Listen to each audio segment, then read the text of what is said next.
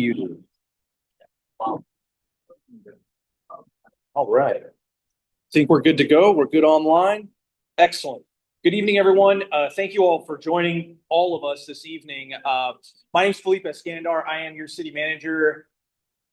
Thank you all for coming in person. And I know we've got some folks watching online. So this is also being recorded and it's also being translated. So we'll try and speak a little slowly, but tonight, the majority of the time, we have a small presentation, a few slides, but what I wanted to do was go through the majority of the time, allow for questions.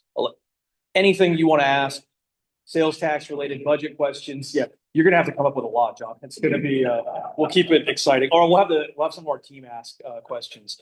But this evening, what I'm going to do is I'm going to introduce some folks, and then we will have our council members say a few words. Just, they're residents. There are council members. There are elected individuals. They do all the hard work, all the hard volunteerism. So let me introduce to you all. We have council member John Chow, council member Hunter Chang, and there we go. Our entire executive team is also here. Let's start by thanking, we have Eddie here from our community services department. We have our fire chief, Mario Rueda, our city engineer, Amber Shaw, our finance director, Hillary Girola Leone, our commanders, Aaron Blonde and Naved Qureshi, police chief, John Encontro, and our battalion chief, Mr. Mark Dondonville. Let me make sure. Okay. Our former city treasurer, Miss Annie Hahn. Thank you. And I want to thank Ms. Elaine Pang for coming out too from Senator Sasha Renee Perez's office. That's how important this topic is tonight. So I'm going to turn it over. We'll get down to the meat of it and we'll get to questions. Just to say a few words, our council members.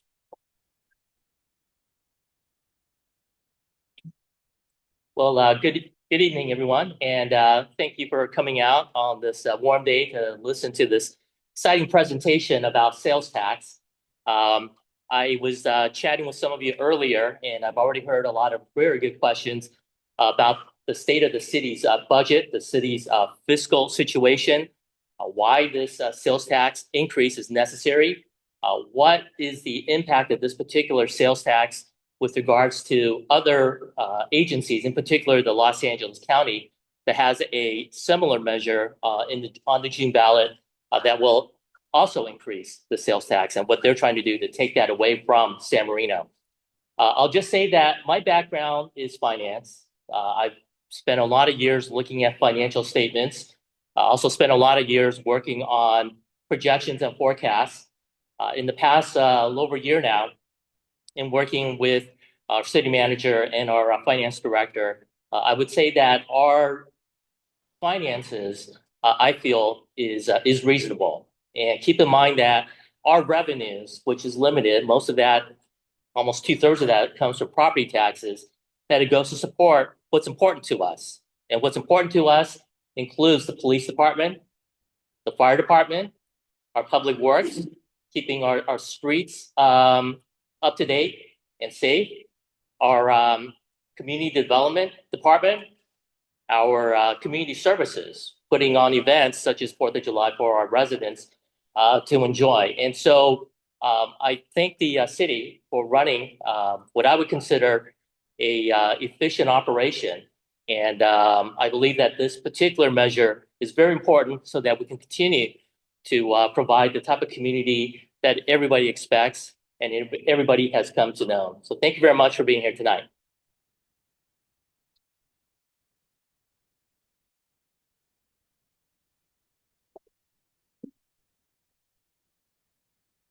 Yeah, thank you, Councilmember John Chow.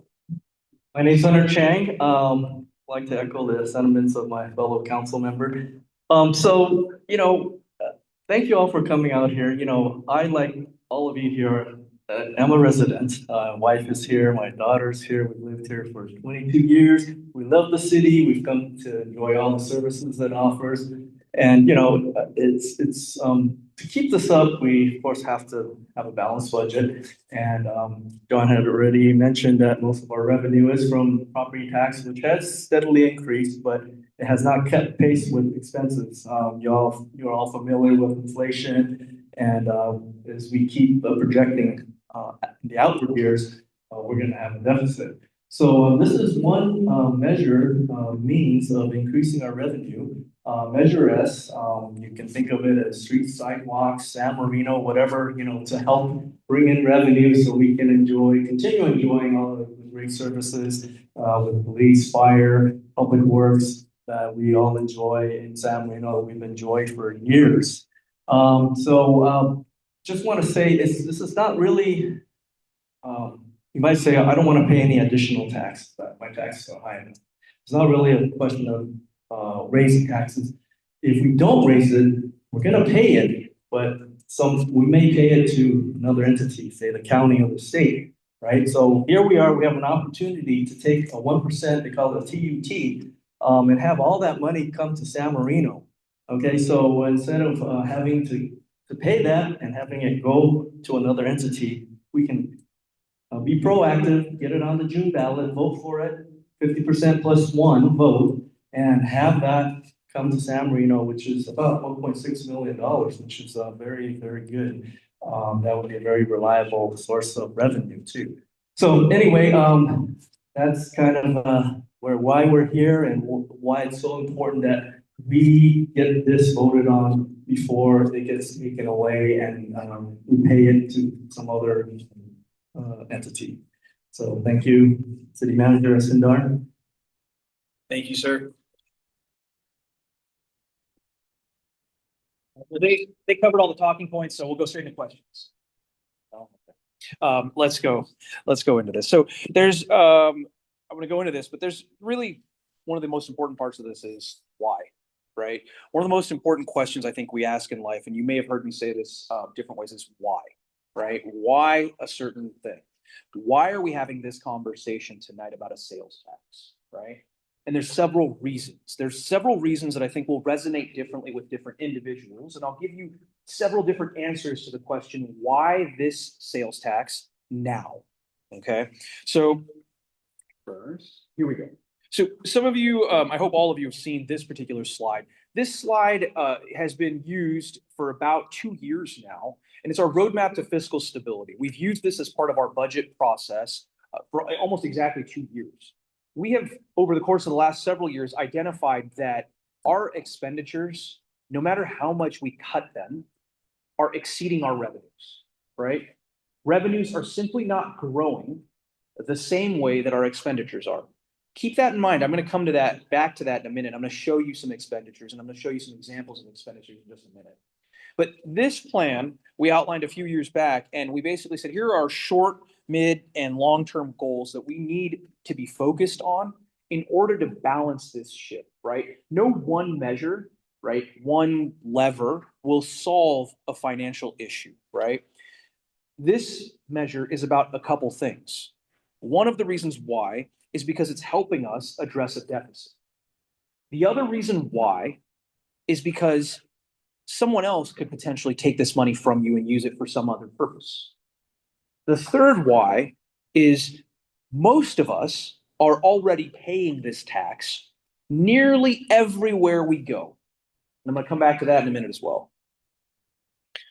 And at the end of this, we'll go to Q&A. So if anyone it's a small group in here. So if anyone has questions here on a particular slide, I think we have the latitude to stop and we'll just pause around. There are folks online as well. We've got several folks online. So if they have questions as well, please feel free to type them in the chat box. All right. So another reason why. This particular slide you'll see shows the deficits that we're facing over the course of the next 5 years. This was updated and presented to the City Council just a couple weeks back.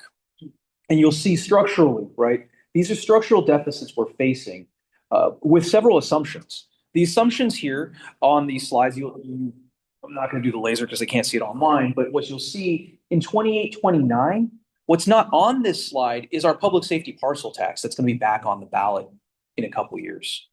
What's also not on this slide is the fact that our utility users tax, something that you're already paying right now that generates several $1 million for our operations, is set to expire next year. So this is what we right now are framing as the best case scenario, absent measures like the sales tax, absent measures like looking at our utility users taxes, appropriateness, and these types of things, right? So your public safety parcel tax, everything else that we're paying right now, property taxes, the sales taxes that we bring right now, This is our best case scenario. Why, in this current fiscal year that we're in, 25-26, are we showing a positive, a surplus? One of the levers that we had to pull to make sure that we had proper funding for something super critical, our sewer system, right? Our sewer system was being paid out of our general fund for several years and was contributing to this deficit to the tune of several hundreds of thousands of dollars. So the sewer revenue that we brought in this year, because of the sewer fees that folks are paying, it's about $23 a month. That particular revenue helped balance the ship for a little bit for this year, right? But it's a long way to go. So I'm going to talk about that there. All right. So I talked about costs, and I'm going to show you here. This chart, you saw a version of this last year. So one of my key things I try to do all the time is not surprise you with new charts, right? New data. These are things that you've seen before with updated data. Last year, if you were watching the city's budget process, you will have seen a chart that showed costs and how they've risen over the past several years, right? If folks remember 2019, pre-COVID, right? That's important. Pre-COVID, hyperinflation, just costs just doing crazy things, right? You saw it at your own homes, you saw it at the gas pump, you saw it at the grocery store. We see it as an operational expense as well. So on this chart, there's a lot. This is all posted on the website as well, by the way. This is all on the city's website under sanmarinoca.gov/measure S, or measures, however you want to spell it. A couple examples. I'm going to show you, let's just start here at the bottom.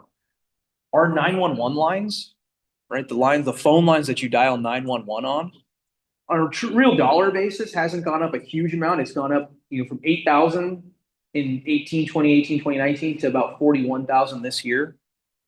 It's a 500% increase. Nothing that I brought in as far as revenue over the course of that duration, even before I got here, has gone up 500%.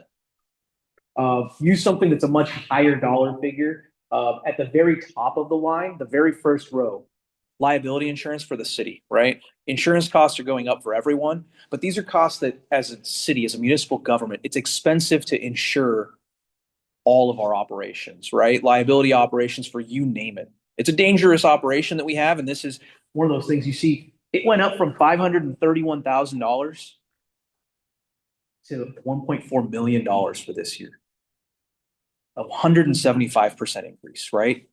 So we need to find ways, we need to know that these things are coming, and we need to find ways to be ready for these expenses because these costs are not going down.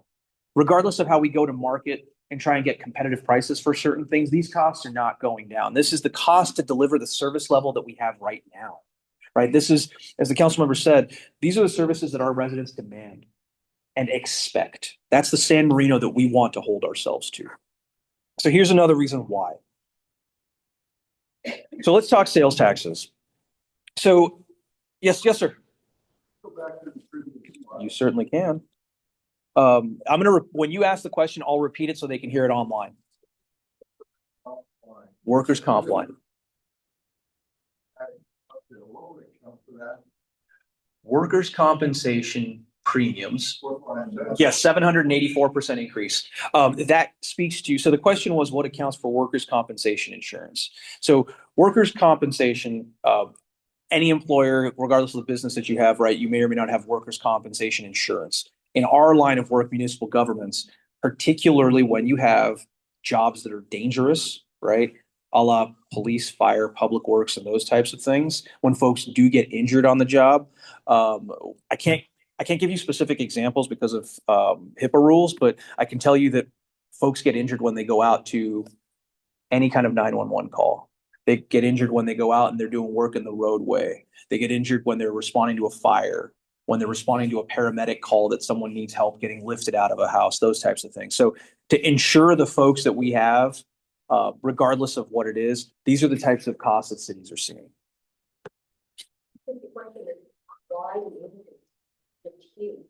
It's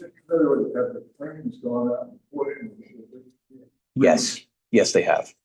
Yes, that's a good question. The question was, have claims gone up? And yes, they have. And that's something that we are we have a group that our human resources director as our risk manager our fire chief, excuse me, our police chief and other staff sit on as kind of a risk mitigation board. And anytime there's an injury, we look at it to see if it was preventable, if something else could have been done to train folks after the fact, and how we can try and mitigate that moving forward. So we don't have, dozens and dozens of workers' comp injuries. We have a couple every month, give or take here and there. And we go back and we look at those to see what they might be. Was it someone tripped on a fire hose? Was it someone was, I'll give you another example. I'll give you a better example. Was a police officer arresting someone that was combative, right? Did that person punch a police officer? Not a fake story, right? It happens. Did a firefighter pull a hose and get hurt pulling a hose line into a house, right? These are things that we go back and we look at, and we look at those situations to see how we can mitigate those things. But unfortunately, these are dangerous jobs, right? A public works employee going in a bucket truck to go up on a lift to go 35 feet into the sky to fix a light pole or to put a banner up. You know, knock on wood, those types of injuries we try and prevent. But good question. Very good question. All right. Let's go to the next one. All right. Sales taxes. So on this particular slide, you will see the current sales tax rate in San Marino, 9.75. What you're going to see on this chart is all the different places sales taxes go when you pay that 9.75. So for every dollar, or let's use $100, you're paying about 9.75 in taxes, right? Let's call it around 10. We get a small portion of that. Let me go back and I'm going to give you the exact numbers that I used yesterday. So in 2024, San Marino accounted or had $54.2 million in taxable sales or purchases that our residents made. $54.2 million that our residents spent. Of that 54 million, that generated an estimated 5.1 million in sales taxes that our residents paid. So you paid $5.1 million in sales taxes. Of that amount, the city received $1.8 million. Because this is how it's split up. When you pay that dollar in taxes, this is all the different places. These are all the different places that those tax dollars go. Now, that 1.8 million that we actually got from the sales taxes that you pay goes into these different buckets. Measure R, Prop A, Prop C, Measure M, Measure A, right? So we don't get a check for $1.8 million that the county or the state says, go and spend $1.8 million on whatever you'd like. They say you can only use this much of this for Measure R related purposes, this much for Measure M, and so on, right? Of that 1.8, the only amount that I can actually have discretion to program different places that the council can actually say, I'd like to spend that on police or I'd like to spend that on streets, $600,000. That's it. So I see you, Bob, I'm going to come right now. If with this sales tax measure, the 1 cent is passed, all of that money, that 1 cent, stays in San Marino and will generate an additional $1.6 million that is unrestricted. That means that we can then program that $1.6 million for streets, senior programs, for public safety needs, for library needs, you name it, right? But the council gets discretion to actually budget for those types of things. As opposed to what the council members were saying is that if this sales tax is going to go up, a la what the county has on the ballot right now, right? The sales tax will go up. That money goes outside of San Marino, goes somewhere else. And you don't get that to actually see put to work in your backyard. Yes, sir. Where did you get that 54 million in sales? From the state. No, I'm sorry. Thank you. The question was, where did we get the number $54 million in taxable sales? So there's a lovely state agency called the California Department of CDT Tax and Tax and Franchise Administration. Do I have that right? Tax and Fee Administration. California Department of Tax and Fee Administration, CDTFA. That state agency is responsible for the administration of all taxes in the state of California. They have that data and they generate reports for us, and we can go in and pull those reports from the state. And this number, right, $54 million, think about all sorts of things, right? Think about online purchases. Think about folks purchasing things at the Huntington. Think about cars, things that get delivered to your house, stuff like that. It's a big number, right? Number, but if you have 5,000 houses in San Marino, let's just and each household average $5,000 in say purchases. That's 25 million. We are 25 million if you're already getting 9%, so you're only going to get 1%. So that's only 250,000. I see where your question. Okay. So the question is asking how we're getting to the 1 point. I don't know why I'm looking at you like you're online, Nicole. Sorry. And thank you to Nicole for helping out. I didn't even mention you. I'm so sorry. Nicole Tibbett, our community engagement manager, who's managing all this stuff here. Thank you. The question is, how do we get to the math of 1.6 million? That's going to come in off the 1 cent. In just a moment, I'll get to that slide. Did you want to answer? Please. Yes. Can you clarify, because you made a statement that I think is a little bit confusing, and you said that this is what the San Marino residents pay. But my understanding is that sales tax is also paid for by non-residents that come to our city and buy things at Huntington Libraries, Gift Shop, or Starbucks, etc. Thank you. Very good catch. I misspoke. The councilmember is absolutely right. So anybody, right, that purchases things in town pays sales taxes.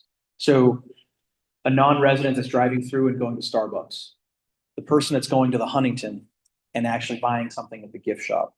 Let me go back to your online. Well, we're going to come back to that. But how many of you purchase something from the Huntington gift shop every single day? Every day. Nobody, right? Who does? Outsiders, visitors, tourists, right? Those folks pay sales tax.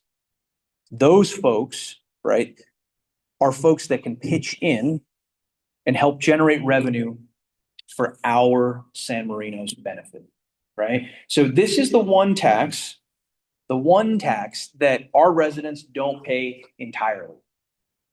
You get actually contribution from folks that are driving through town. I see you got, we'll come back to this. Let me finish it. And I know we're gonna debate this. I like this, Bob. All right, Bob and I are gonna debate this.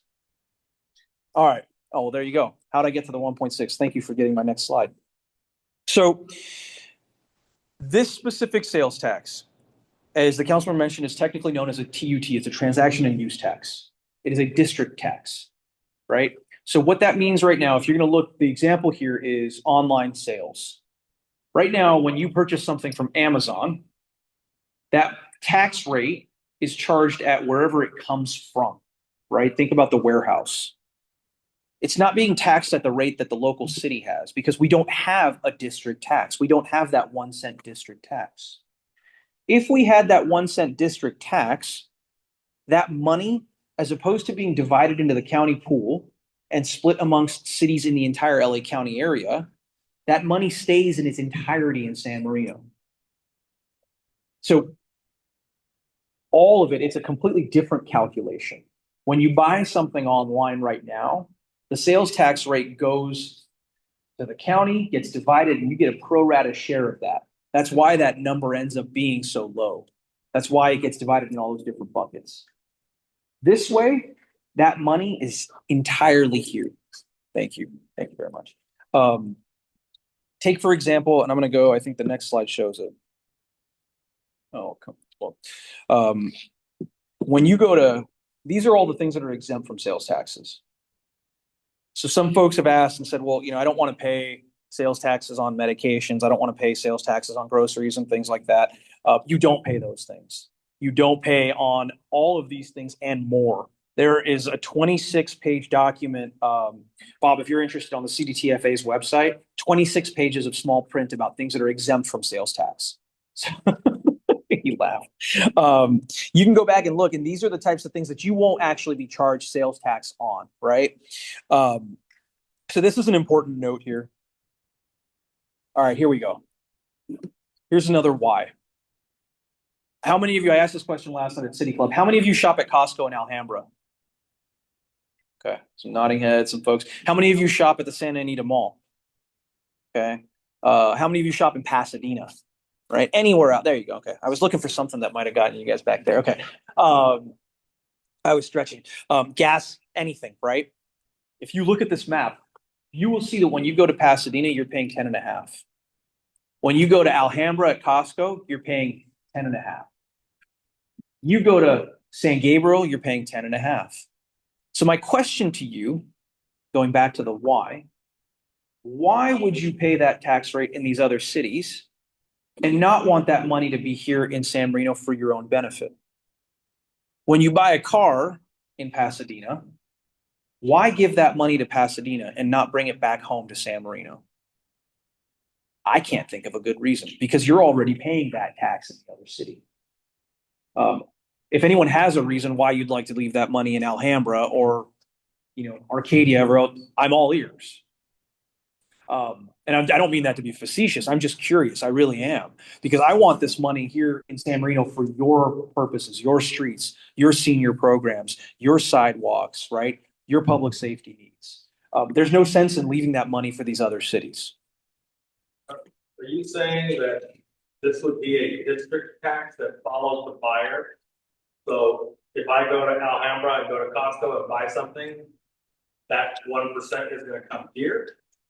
It depends. So it is indeed a district. The question was, are we saying it's a district tax and where does the money follow you? It depends on the type of good, how you receive that good.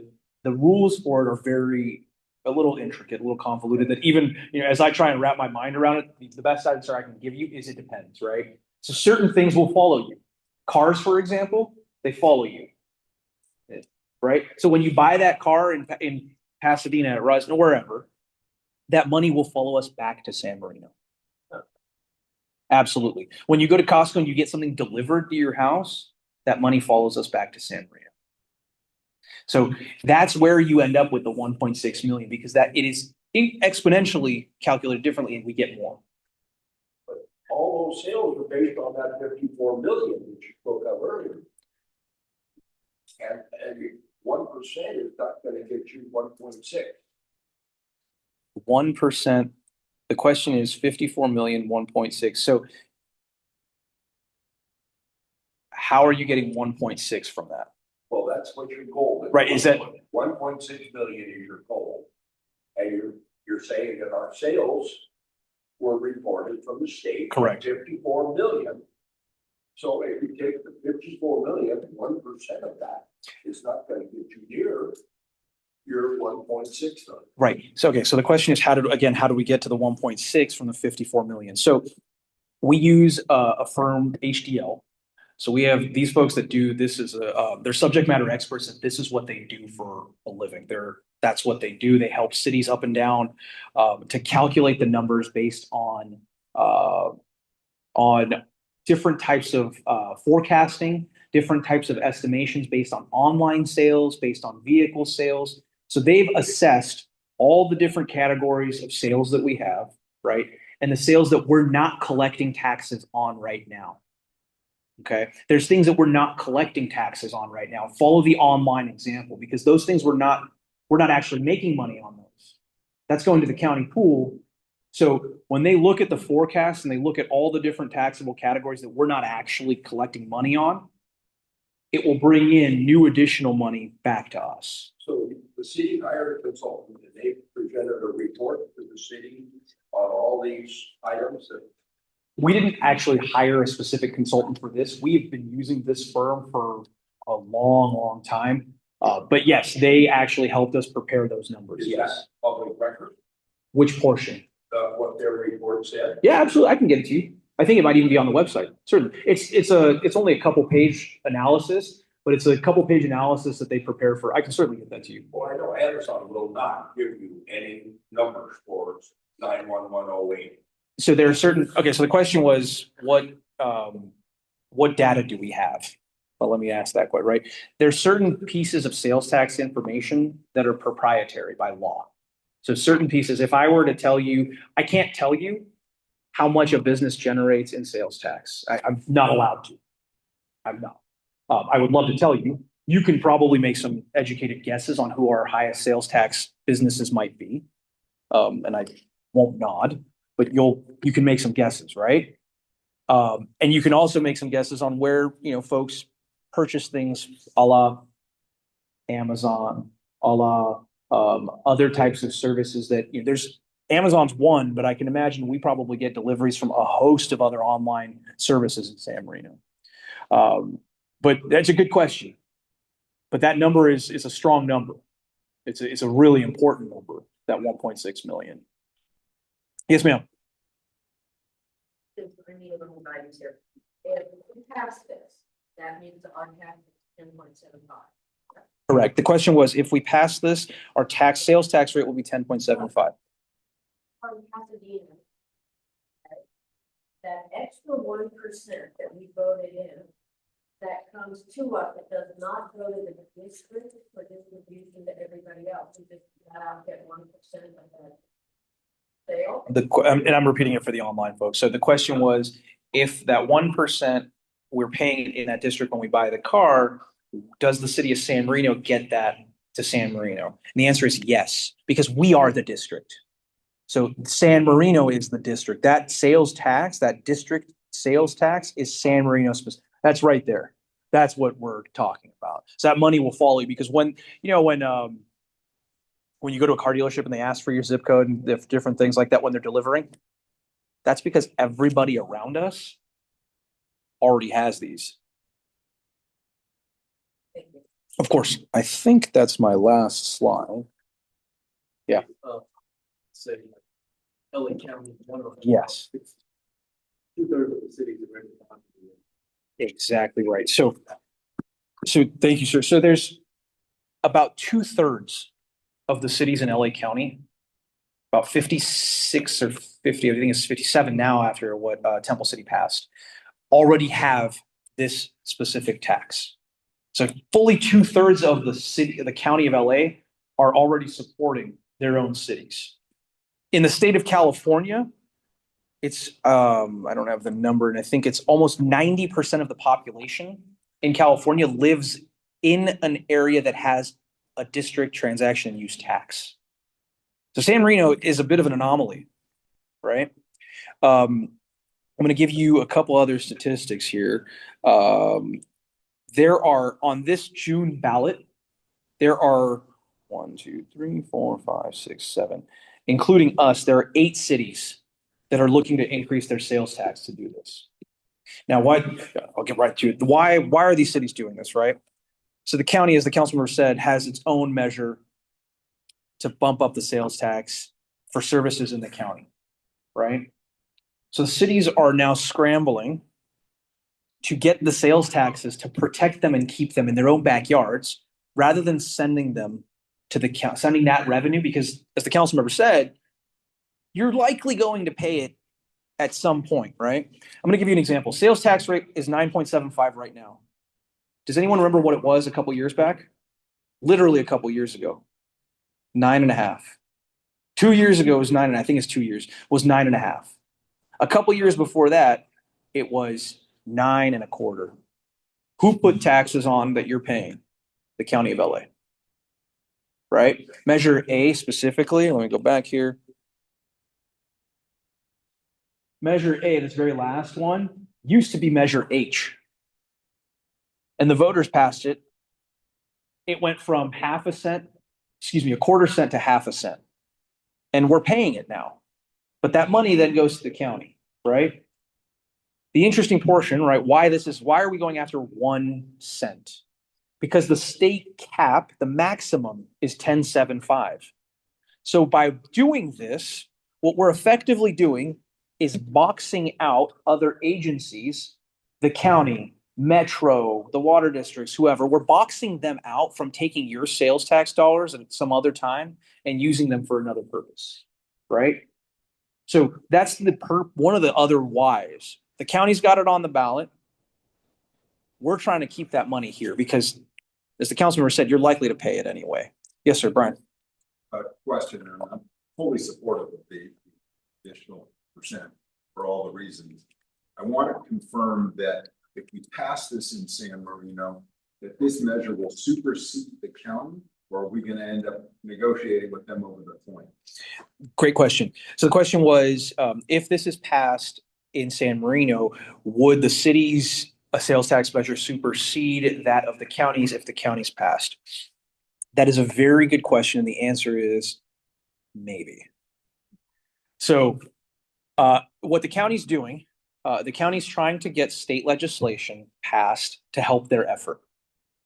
The reason why I'm saying maybe is because we don't know if it's going to pass. We don't know what's going to happen. We don't know what the votes are. Our attorneys have reached out to the state. We've spoken with the county. The mayor authored a letter to the county, to the supervisor, specifically Supervisor Mitchell, who authored the motion for the county sales tax. And the responses we got were unclear, ambiguous. So there's certain things, and I'm going to caveat this. Legally, I am not allowed to advocate for the sales tax measure. So tonight is an informational meeting. I'm educating the community. That's my disclaimer, right? But folks have asked questions about, well, if one vote is higher than the other, what happens in the outcome? And some of that depends. Right now, our understanding is that ours should supersede the counties, but it's still unclear. We have been talking about this, as you saw on the roadmap to fiscal stability on that chart, the short, mid, and long-term goals. We've been talking about this for several years, right? The county put this on the ballot a couple months ago. They're doing it in response to federal funding issues. We're doing it in response because we've known that other cities are taking advantage of this.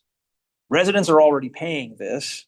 So again, the question becomes, well, why wouldn't I want to keep that money here in San Marino?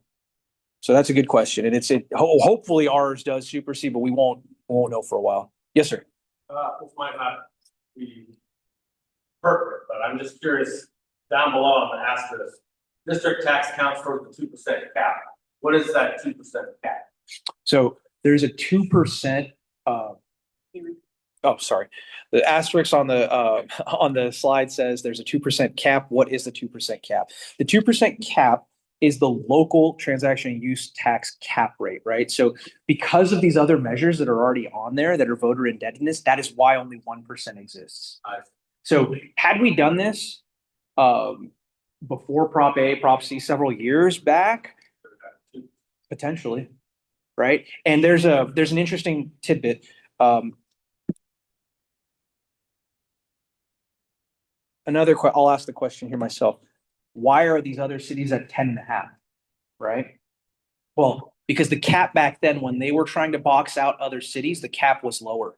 So when these cities were trying to box out the county from raising the tax rate, they raised it to the absolute maximum they could several years ago in cities, not just here, but throughout LA County. They did the same thing. So I'm going to give you some of the examples of cities that are on the ballot right now. There are only 2 other cities in addition to us that have the 9.75 sales tax rate.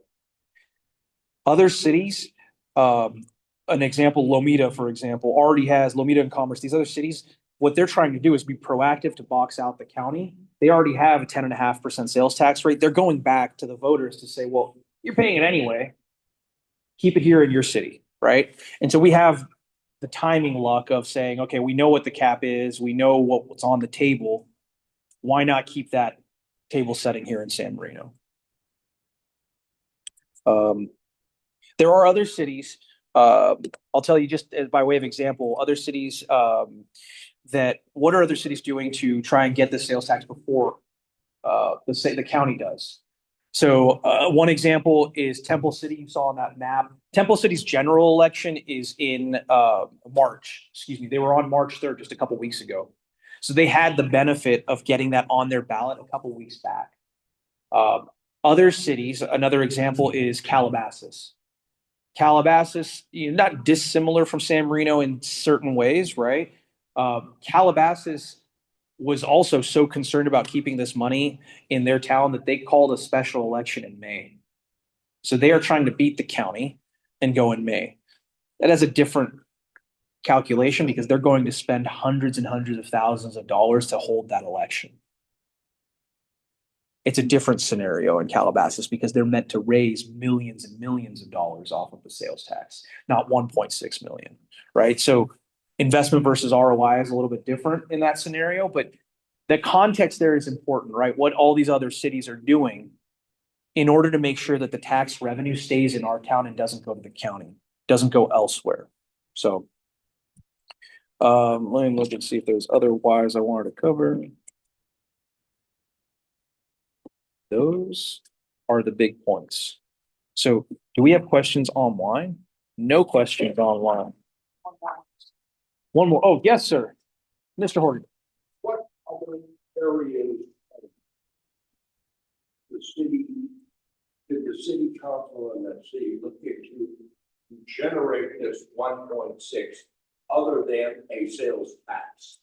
Outstanding question. The question for the online audience is what other places did the council and staff look at to generate 1.6 million in revenue other than a sales tax? Ba-dum-bum-bum-bum. Let's go back here. So the roadmap to fiscal stability. One of the very first things that we did, we had $1 million in Proposition A money. Proposition A money is restricted revenue that you can only use for very, very specific things related to metro, think transit related things, right? There's very specific things related to the bus line, the one bus line, the 179 that we have in town. We had about $1 million of that we could have used for one or two things at one or two locations. But what the council said was, you know, we have a deficit. How can we get that money?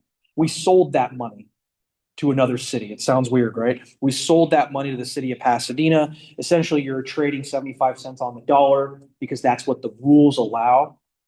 And we got $750,000, right? Generating revenue for a city is incredibly difficult because I'm unlike a business. I cannot charge you more for a building permit. So I'll come back to that example, but I can't charge you more for a building permit. I can't charge you more for a police officer coming to your house the way a normal business could, right? A business costs go up, they raise the price of milk, they raise the price of eggs, they raise the price of gas to combat costs to pay people, right? I have fixed revenue streams. Sales, property taxes, as the council members mentioned, grow only this much. Why? Because people don't sell their homes in San Marino. We have incredible traditions in San Marino that folks stay here for long periods of time, and that helps our sense of community. But if homes sold and transacted, you'd have new assessments, right? One thing I'm not doing is I'm not encouraging people to sell homes. So that's not a mechanism or a lever I'm pulling. But what we did do was last year, we had a fee study. We went through and looked at all the different fees that we charge for building permits, for different calls for service, different things. What is the true cost for service for certain things? Which means that is all I can charge. I can't make revenue. I can't make a profit on a service, right? So a building permit, I can't charge you double what the building permit costs. It's not allowed by law. So we went back and we made sure those fees are exactly what the costs are.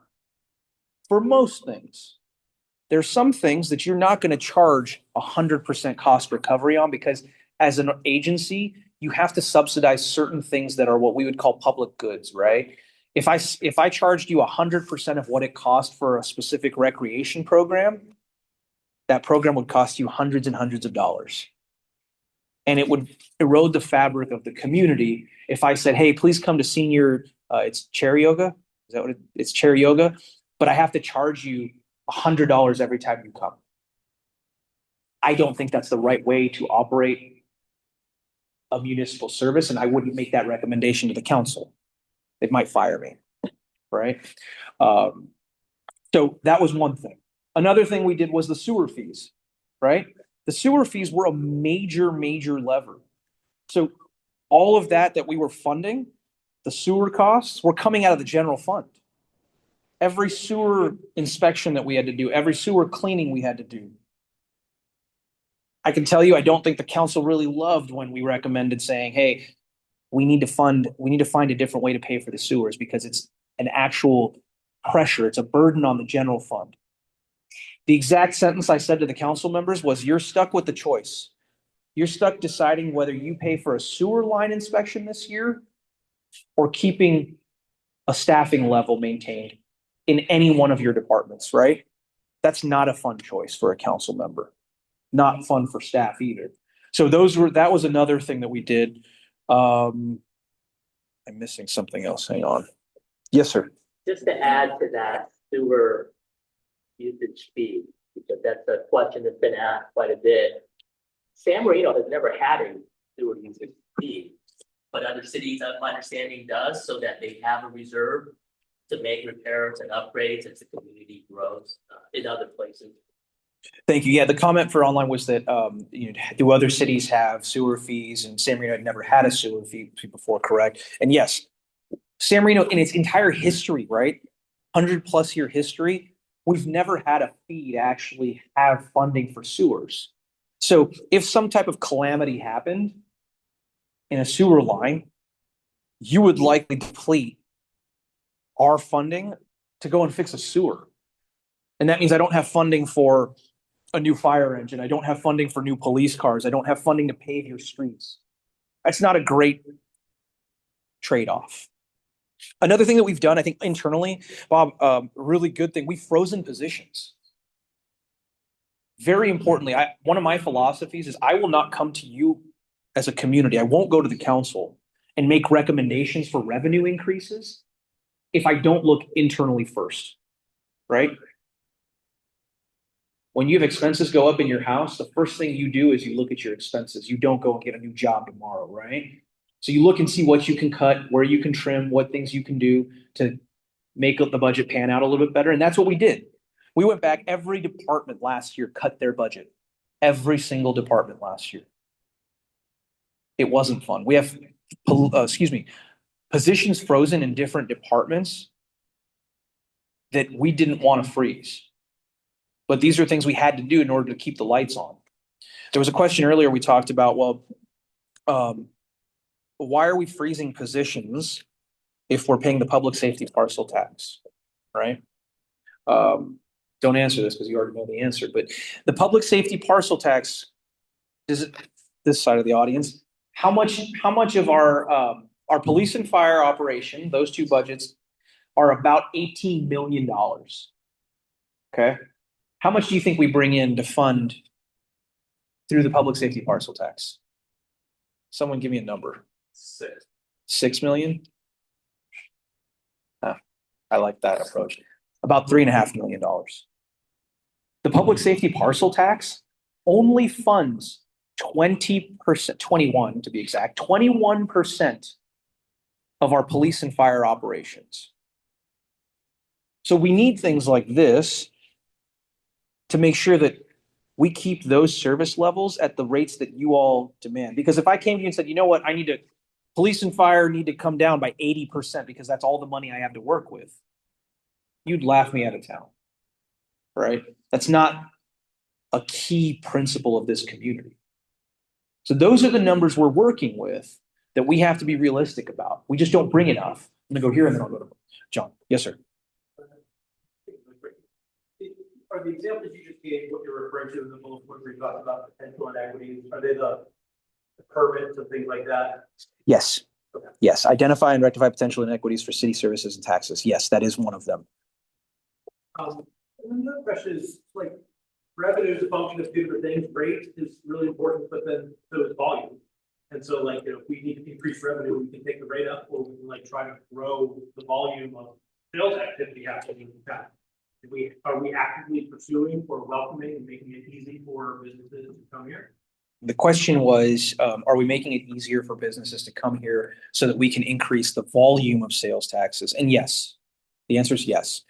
The council have directed, and I apologize, our community development director, Mr. Figueroa, the only reason he's not here is because we have design review committee going on right now at City Hall. So that's taking place. They're doing some re-roofing permits and some windows. But yes, the council has directed him and his team to actively look at different ways to make it easier for businesses to open up. That doesn't mean, make it easier for a McDonald's or something like that. We're looking at ways to, how can we deal with the modern world of parking restrictions? How can we deal with some of the issues that we've learned from over the past last few years of a restaurant wants to open in town? What's an impediment there, right? And we're also having conversations. One of the most important things about this specific question is Director Figueroa, one of the things that really he enjoys, and I think it's a great trait, is residents. A lot of the business commercial property owners are residents. But those commercial property owners will come to Director Figueroa and say, hey, I want to do this. How do I do this? And he will provide them one-on-one guidance and tell them, hey, look, you can do it this way. You might get this outcome, right? One of the nuanced things that we have in and John, you can touch on this too, and you've lived it. But as far as the level of permitting that's required, building permits for and conditional use permits for tenant improvements inside a business, right? So Starbucks, I'll use this example. Starbucks was doing tenant improvements. Do you remember when that CUP came to Planning Commission? Couple years ago. It was after I started, so it was about a year or two ago. So if a business is doing a certain amount of tenant improvements specifically inside the business, right? Nothing visible from the outside, we have a unique provision in our code that requires them to get a conditional use permit. That is atypical for cities. But that's a protection that this community has that we're not intending to throw the baby out with the bathwater, but we're looking at, right? So that we can come to the council and say, hey, I think if we tweak this a little bit here, this lever, if we change this dial a little bit, you might have a different volume issue over here. So we're looking at those things, but I had a conversation with the superintendent of the school district last week, and she asked me, she said, well, can you get businesses in town? Why aren't you guys focusing on that? I said, I can't force a business to open, but I can try and at least make it a little easier for them if that's what the community wants. And that's what the community wants is an important piece of it, right? Whether it's folks, that support businesses or certain types of businesses who don't. We also as a community have to make sure that the businesses feel welcome if that's what we want.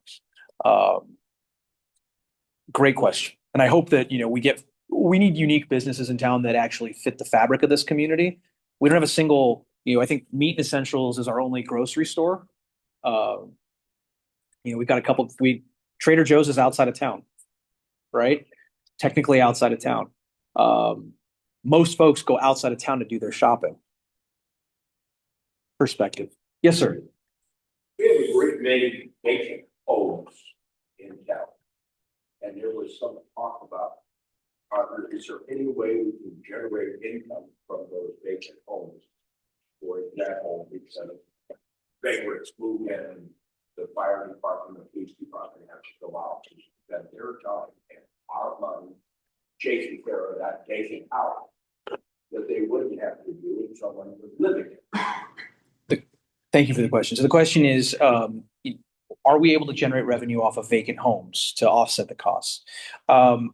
Before my time, and you'll remember this was in 2020 or was it 2022 maybe, there was a tax measure that was put on the ballot for vacant homes.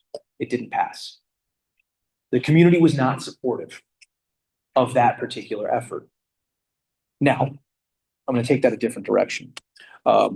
Are we recovering costs associated with the time that we spend dealing with what is legally known as a nuisance property? And the answer is yes. If code enforcement, for example, or our city attorney or Director Figueroa, and we have to take legal action against a property for a nuisance, vagrancy, whatever, what have you, we do our best to recover costs to the extent permissible by law. So we're not letting, there's a provision in law, if we get a court order, let's say there's a property that's just in complete disrepair. What we would ends up being by court order a nuisance property, right? A judge might allow us to go on the property and do the cleanup work ourselves, right? Or if the PD has to go out there and move someone off the property, right? Then we can go back and try and recover those costs by putting a lien on the property or something else. I can tell you that while we have vacant homes in San Marino, right, the problem does exist. We are generally quite successful in trying to work with the homeowners to make sure that they're well maintained and taken care of. The list of homes that we have that don't quite meet San Marino standards by way of care and maintenance is short. Of the 5,400 parcels we have in town, give or take, right? It's a handful that don't meet our code. The other folks that don't meet the code by way of something like landscaping's unkempt or hedges or something like that, folks generally come around once we start our code enforcement process. But it's not that lever, right? That lever of going after the few properties is not a sound mechanism to solve a structural issue, right? I might be able to bring in, $10,000, $20,000 in fines. It's not going to solve the fact that San Marino still wants X number of police officers, X number of firefighters, X number of streets repaved. That's still what we want, and that's the cost of it. So we have to look for other things that modern practices. Yes, sir. I just wanted to go back to Bob's earlier question about the 1.6. I think it was a little misleading because it isn't like you decided you needed 1.6 million to close the deficit in the city, and you're figuring out how to get to 1.6 as the goal. And the sales tax is just the way to get there. It's the sales tax offers you an opportunity for a potential 1.6 million towards a much larger goal of closing the deficit. Exactly. So, That is. So the question was, we didn't craft the sales tax to generate specifically 1.6 to offset the deficit that we have. No. So the answer exactly right. The 1% is the maximum that we can go after, right? And it just so happens to generate 1.6. But on that deficit chart, let's see which way, this way, right? What I'm going to tell you is if the utility users tax in November fails, which is a tax that you already have you already pay it, right? Residents already pay this. If that tax fails here in the, this number goes to about $3+ million. so all these deficit projections assume renewal of the utility tax, renewal of the safety tax. Exactly. They all assume this is, as I said earlier, Like the best case this is scenario. best case scenario, right? And that's not what it doesn't, I'm sorry, what it doesn't assume is my costs going up any which way. It doesn't have large assumptions for payroll. It doesn't have large assumptions for capital, right? So I'm gonna give you one example here, Bob. I'm gonna come back to your question, Bob. How do I fund capital in San Marino? Capital expenses, think streets, think the fire engine, think the bulldozer we need to move the trees when they fall, right? These types of things, they come out when we have surplus revenue. We move that into capital to pay for those things because right now we don't make enough revenue to save money for the expenses that we know we're going to have. I have about 49 in the staff report we wrote down. We have about $49 million over the course of the next 5 years in capital expenses. Streets, 20-ish million dollars. We have a culvert that we need to build for our stormwater system, $7 million. I have no mechanism to fund that, right? So that's not to say anything about the equipment that needs replacing on a regular basis in the police department, in the fire department, in public works, right? These types of, and that says nothing about the fact that it's not the topic of tonight's conversation, but I also have personnel that I've got to keep on payroll, right? So once you start looking at these types of costs, I also have to find a way to make sure that I'm putting money into your capital expenses so that the roads get repaired, so that the sidewalks get repaired, so that if we want, one of the things that we cut last year, we cut our tree trimming of the palm fronds, right? That was Amber, it was six figures, $100,000 or $100,000. So one of the, We looked every single page of the budget and took out places that we said, okay, we could skip a year. What did you see a lot of this year on the streets? Palm fronds, right? And so what does that mean? We didn't pay $100,000 to have a tree company come and clean those up, but that means that our public works folks had to go get them. And they weren't doing something else that they could have been doing, right? These are the trade-offs. Two questions online. Let's go online. So the first one is, why can't the city cut expenditures? That's it? Okay. The question is, why can't the city cut expenditures? I could cut expenditures. The city could cut expenditures, and the city has cut expenditures. The city, let me give you some examples. This is why I have a book. So cutting expenditures means that we're reducing things, right? And that means you at some point have to decide, how do you want services in San Marino to look? I don't know why I'm looking at you. I'm sorry. Like you asked the question. You want expenditures to be cut, right? So where would I be able to cut $1.5 million or $1.6 million, whatever the sales tax brings, and not have an absolutely detrimental impact to services in San Marino, right? This is my disclaimer for my staff. I'm using this as an example. Don't take this, Eddie. This is just because the numbers match up. Tell your team, Randall, Damien, this is not a CS. This is not a community services dig. It's just an example. My recreation budget is $1.5 million for every recreation program that we do. So if I wanted to solve this problem tomorrow, I would shut this building down and we would have to find a way to deal with what we do with 4 or 5 staff that we have, several staff members that have been with us for a long time, that know this community better than one of our staff members spoke at a resident's funeral last week. That's how well these staff members are plugged into our community, right? But the question becomes, if I shut down all of the recreation department, is that a San Marino that you want? Is that a government agency, a municipal service provider that you are then proud of? I would argue probably not. I could do that a couple different, I can mothball the library. I'm not saying I ever would. It's my library foundation of the folks online. Library is the heartbeat of this city. $1.7 million at the library, right? It's an easy, someone says, oh, just solve the problem. Can you imagine if I closed the library tomorrow? I would be out of a job, so you might save a little bit of money there, but you'd also, I mean, what do you do? Where do the kids go? Where do we go for a cooling center on a night like tonight? Could I spread that around a couple different places, and could I trim a few $100,000 here, a few $100,000 there? Absolutely, I could. But that means that you're going to have less people doing less jobs. You're going to have less of some department on the street to get to $1.5 million. And you're going to have to keep that frozen for years.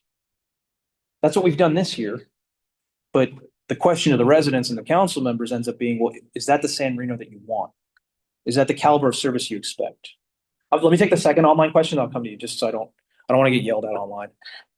The second part is the city's pension liabilities consuming all of the city's revenues? So how much is pension liability? Is the city's pension liability consuming all of our revenues? The simple answer is no, it's not. Every city has pension liabilities, and they're not inconsequential, but pension liabilities are not the reason why we're in this specific situation.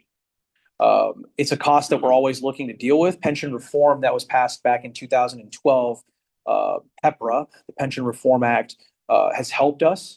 We have been one that's done a really good job about prepaying. We've created trust accounts to actually help offset pension costs, and we're prepaying our pension expenses with the state to make sure that we find savings, as opposed to paying them.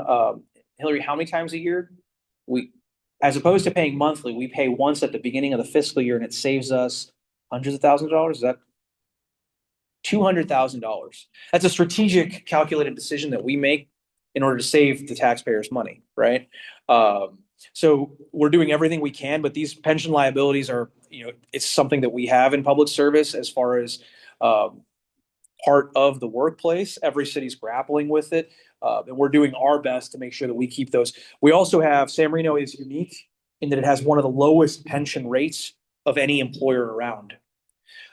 So relative to our cities around us, we offer lower pensions to our employees than most other cities around. And that's true in our police department, in our fire department. And we're seeing that. I'm not arguing whether this is the right call or the wrong call tonight, but where I can tell you is we get candidates in both, actually probably more in the police department, right? That folks have opportunities for pensions in other places at different rates. And we might have a candidate in our system that we're ready to hire, and they get an offer somewhere else and they do it apples to apples and they say, yeah, you know what? Going here. What does that mean? That means, well, we lost a candidate, but that means we have one less police officer on the street and we have to spend another, $7,000 to $10,000, $15,000 to try and go through that recruitment again. There's trade-offs. Great question. Yes, sir. Can you go back to that slide of the increases annually? No. And percentages? It's done already. No, I'm just kidding. Of course I Right can. there. This one. San Marino. This How is does that compare with South Pasadena, Sierra Madre, um other towns? Are they experiencing a 784% increase in workers' comp? I can't speak to that exact number because I don't know what their number is, but I can generally tell you absolutely every city around us is having the same problem. Every city is having their expenses rise because they don't operate like a business. They just can't, that's not the way we work, right? I can't raise revenues in a way to tell you that, okay, that's fine. Costs have gone up. I'm going to go out and I'm going to do something different. But every city around us, Calabasas, for example, also declared a fiscal emergency because of their costs. The cities next door in Glendale, not next door, but Glendale, these other cities that are bigger cities, Pasadena, Burbanks, they all are experiencing exactly the same thing. Exactly the same issue because these rates, right? There are certain laws, right? I can't do anything about this. This is industrial relations, a self-insured payment that we pay to the state, right? This fee that we pay to the state. There's nothing any agency can do about this fee. That goes up, it goes up, right? In real dollars, it's not huge. Percentage basis, it's huge. And every person that's self-employed that's having these same variables is dealing with that same issue. You read an article tomorrow, you Google which city is having a bad time in finances. I guarantee you 9 out of 10, if not 10 out of 10 are having the same conversation in some form. Simple solution. Simple solution. Solve all of your revenue problems right now. One solution. We have a San Marino lottery. For the online viewers, the suggestion was to start a San Marino lottery to solve it, like a 50-50 raffle. I mean, I will put a plug in that we got this question. The police department did, and I think we have some of the most generous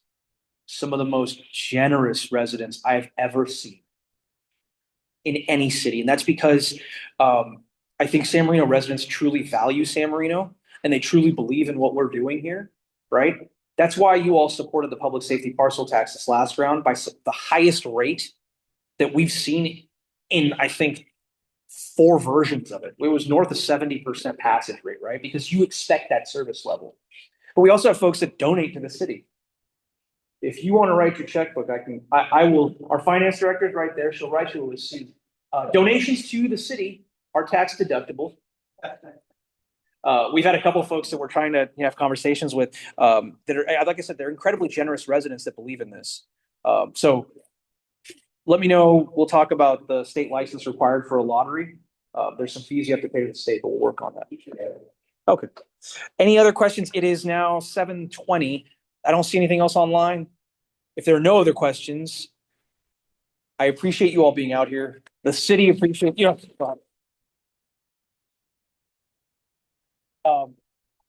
I want to thank, first of all, both of our council members for being here tonight. And I know the council members that are not here tonight are watching online, and all of our staff. This is the type of staff that you all have. Every single executive is here. They're not with their families tonight. They're here. because they value what this means for us. So please know and thank your staff, all of us, Damien, Charlie, everybody that's here tonight. We appreciate sanmarinoca.gov/measure S. If you have questions, there's an FAQ on the website. This is up there. The recording will be up there. Please ask questions. We're going to have a couple more coffee with myself events throughout town. We have 3 of them. I confirmed one today. We'll be at Meat and Essentials in the next month. We're hoping to have another one at a couple other locations, one in Mission, another one on Huntington. You'll see some banners go up around town. Please learn about it. Learn about the importance. Learn about the why. Thank you all for coming out. Have a great night. Stay cool.